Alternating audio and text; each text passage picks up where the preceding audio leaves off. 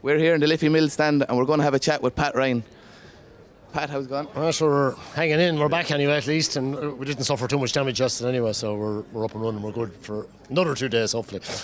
Pat, it's been a difficult year for Irish farmers, to say the least. You know, at Christmas we had 2 or 3 foot of snow on the ground and then we went straight into a drought. When did you see the real pinch point coming on farmers? Well, it started really at the ploughing really last year. You had the Wednesday, which was a washout. Cattle were probably housed at least a month early.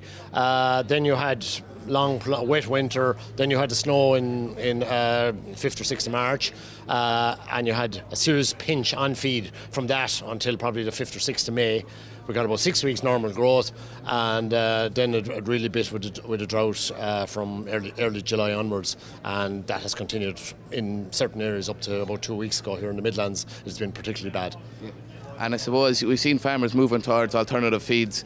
What advice would you have for a farmer that has identified a fodder shortage when it comes to feed and meal? Yeah. Well, just talking to farmers coming in here, I would say there is on average probably a 30% shortage of fodder. Guys are going to have to move in and try and fill that gap really before Christmas with dry cows, or even if they're feeding dry stock such as sucklers, by putting in 3 kilos of feed. And I'm not trying to sell feed here now, but they're going to have to try and remedy the situation before Christmas. Put in 3 kilos of feed. It'll save probably 1.6 or 1.7 tonnes of silage per cow over the winter. We've done up ready reckoners here and on farmers that they'll be able to assess their situation. I think it's very important that somebody faces, rather than hoping that it's going to be good weather or the cows won't go until the 1st of December. It's better to face that situation now, budget at least for a 4-month winter, and see what you have to do to fill the gap. Now, there are lots of problems there. There's debt there probably on farms, merchant debt, etc., leading up to this. But I mean, we're better to be real about the situation, face the problem, and see what measures can be taken to try and sort that out. I suppose with the harvest in Ireland especially, you know, yields were back a little bit, quality in some areas were probably a little back. How has that affected you?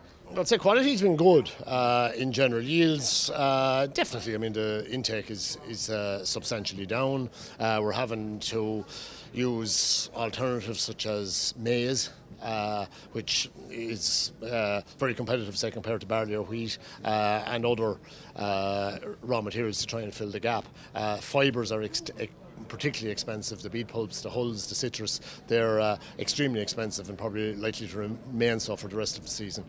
And you mentioned there that maize is kind of readily available. Will we see more of that now coming on stream? Well, there's a lot of maize being used anyway, and there's good harvest in the States, and it is particularly competitive compared to barley or wheat, and it probably will cause a kind of a rationing on barley in that people will switch to maize as a raw material of choice. It'll be number 1 on the list of ingredients probably in a lot of feeds, which wouldn't have been the case heretofore. Thanks very much, Pat.